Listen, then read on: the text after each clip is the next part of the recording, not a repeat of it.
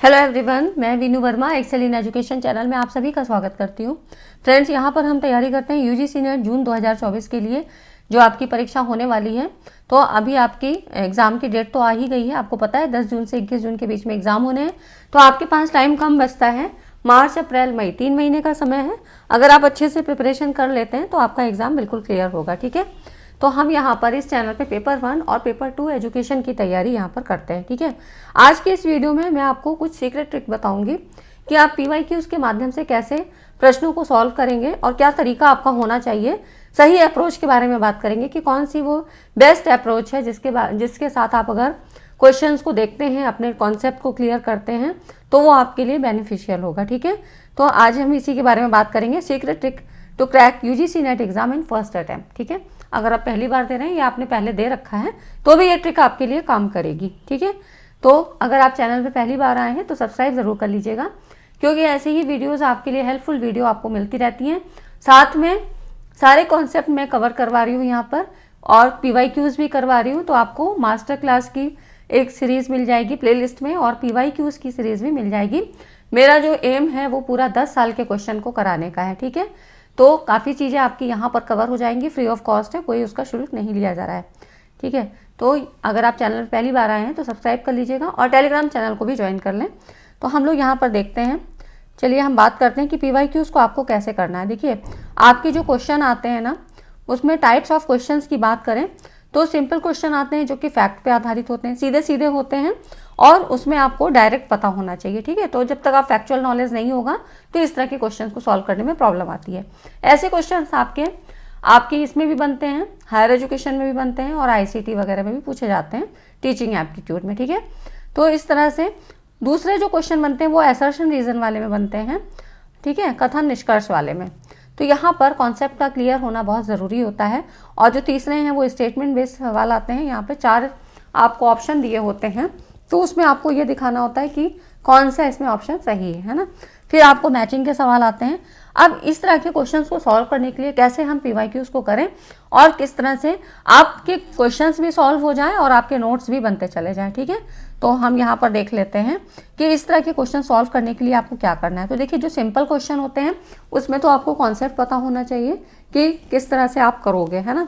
और यहाँ पर असर्शन रीजन में आपको टॉपिक पता होना चाहिए। तो यहाँ पर देखिए, आपको करना क्या है, लास्ट 3 साल के क्वेश्चंस आप मतलब पीवाईक्यूज को करिए। ठीक है, 3 साल के इसलिए कह रही हूँ क्योंकि आपको अपने नोट्स बनाने हैं, और इधर जो 2023 में 22 में एग्जाम हुए थे तो इसमें जो है थोड़ा सा पैटर्न चेंज हुआ है।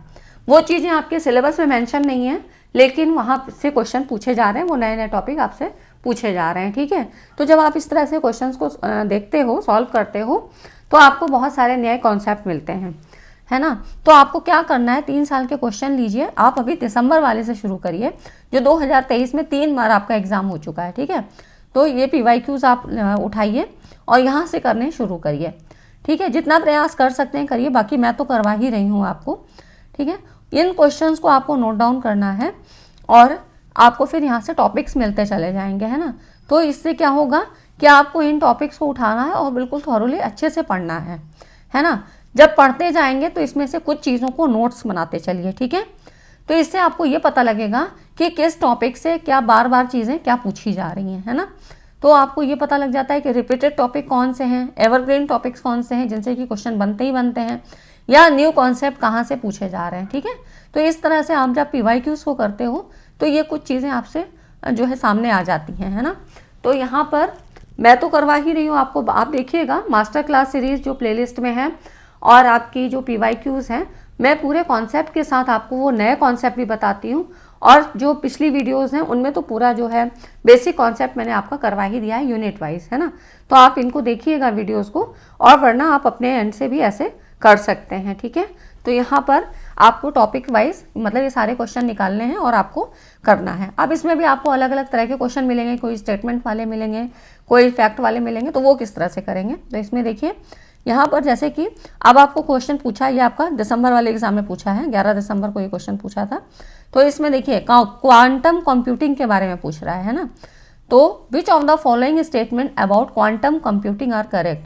अब क्वांटम कंप्यूटिंग बिल्कुल नया टर्म्स है। ठीक है, तो ये नया एक आपको टॉपिक मिल गया, इसके बारे में आपको पूरा पढ़ना है। है ना। इसको उठाइए, गूगल करिए, या आपके पास कोई बुक है तो उसमें पढ़िए। मैंने वैसे आपको बताया कि बुक आपको कौन सी लेनी है, तो बुक के बारे में भी आपको बता रखा है मैंने। प्लेलिस्ट में आप देखिएगा, सारी चीज़ें मिल जाएंगी कि मिनिमम से मिनिमम बुक आपको कौन सी लेनी चाहिए। पेपर 1 की बात हो या एजुकेशन सेकंड पेपर की बात हो, उसमें भी बताइए कि कम से कम इतनी एटलीस्ट बुक ले लीजिए। कम से कम भी बताइए और पूरे यूनिट वाइज भी बुक्स भी बताइए, ठीक है। तो आपको दोनों तरह की वीडियोस मिल जाएंगी। तो यहाँ पर देखिए, जैसे कि क्वांटम कंप्यूटिंग के बारे में है तो आपको पता होना चाहिए कि ये किससे संबंधित है। तो आईसीटी का ही टॉपिक हमें लग रहा है ना। अब इसमें क्वांटम भौतिकी के सिद्धांत अप्लाइड होते हैं, बिल्कुल सही बात है। क्वांटम बिट्स, क्यूबिट्स का प्रयोग सूचना इकाई के रूप में किया जाता है, ये भी ऑप्शन सही है। तो यहाँ जब आप पूरा क्वांटम कंप्यूटिंग पढ़ेंगे ना तो सारी चीज़ें आपको समझ में आएंगी। अब अगली बार हो सकता है, जैसे कि इस बार तो क्वांटम कंप्यूटिंग से ये सारे इस तरह से क्वेश्चन पूछे गए, फिर अगली बार ही मान लीजिए कुछ दूसरा चेंज करके पूछता है तो क्यूबिट्स क्या होता है ना। अब हो सकता है अगली बार क्यूबिट्स के बारे में पूछ ले, तो इसमें आपको पता लगेगा क्यूबिट्स की कैरेक्टरिस्टिक क्या है और ये क्वांटम कंप्यूटिंग किस तरह से जो है ह्यूमन लाइफ में इम्पॉर्टेंट है, क्या रोल अदा करती है। तो ये सारी चीज़ें आपको पता लग जाएंगी। थोड़ा धीरे धीरे प्रोसेस होगा, लेकिन ये चीज़ें आपके लिए बेनिफिशियल होंगी, ठीक है। तो आप इतना करते चलिए, आपका जो है 100% एग्ज़ाम क्लियर होगा। क्योंकि नए टॉपिक होते हैं तो उसमें क्या है, चीज़ें आपको पता नहीं रहती कि कहाँ से पूछा, क्या पूछा है ना। तो इस तरह से जब आप पढ़ोगे तो ये कुछ नए टॉपिक्स हैं, जैसे कि क्वेश्चन बन रहे हैं तो इनको आपने पूरा पढ़ लिया थॉरली और उससे अपने नोट्स बनाने शुरू कर दिए, है ना। तो कुछ की पॉइंट्स के थ्रू नोट्स बनाइएगा, क्या होता है, किस में यूज़ किया जाता है, इसमें और अंदर कैरेक्टरिस्टिक क्या है, किस तरह बेनिफिशियल है, अगर ऐसा नहीं होगा तो क्या होगा, किसको रिप्लेस करके आया है। तो इस तरह से कुछ क्वेश्चन आपसे ये ऐसे आप जो है क्रमवार लिखते चले जाइए, ठीक है। तो ये तरीका होगा आपको इन्हें सॉल्व करने का, ठीक है। तो यहाँ पर अब उसके बाद देखिए, अब जैसे फैक्ट बेस्ड की बात आई, यहाँ पे सीधे सीधे आपको टिक मार्क करना है। तो इसके लिए कॉन्सेप्ट का पता होना चाहिए। इजी क्वेश्चन है लेकिन कॉन्सेप्ट पूरा पता होना चाहिए। जैसे पूछा है, निम्नलिखित में से किसने भारत में पाश्चात्य शिक्षा प्रणाली को कार्यान्वित करने का विरोध किया था।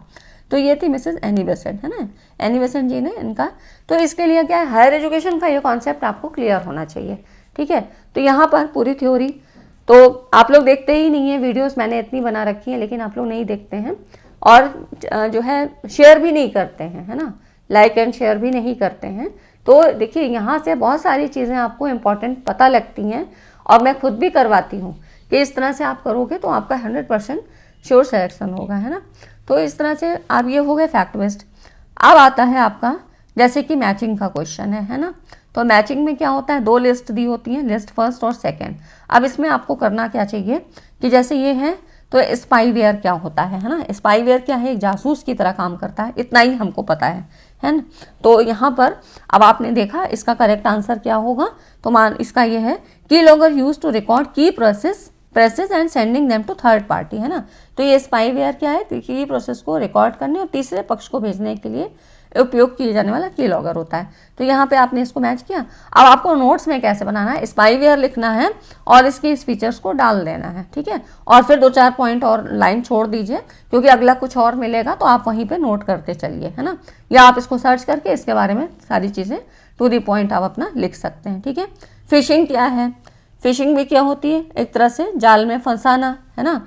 तो यहाँ पर क्या करते हैं, sending an email to lure users to fake website to obtain their personal detail, है ना। तो क्या करते हैं, फंसाया जाता है ना।